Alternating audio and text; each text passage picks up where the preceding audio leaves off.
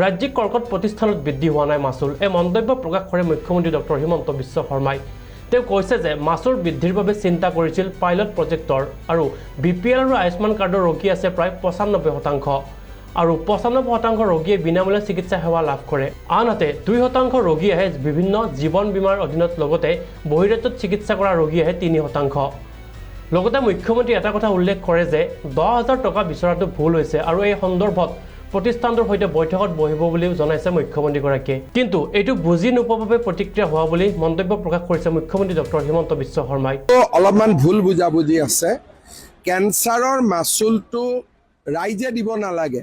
এটো আয়ুষ্মান ভাৰত কাৰ্ড আৰু আয়ুষ্মান অসম কাৰ্ডত চৰকাৰে পইচাটো দিব যেনেকৈ আমি তাত লিখিছে যে জেনেৰেল বেডত ইমান টকা বাঢ়িলে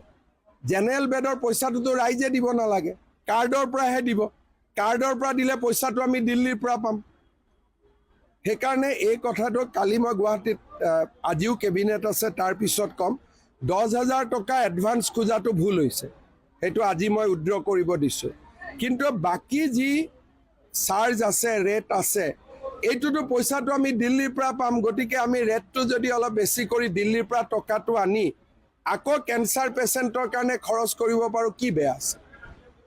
এইটো বুজি নোপোৱাৰ কাৰণে এইটো প্ৰতিক্ৰিয়া হৈছে মই আজি মিটিং ৰাখিছোঁ বস্তুটো ঠিক কৰি দিম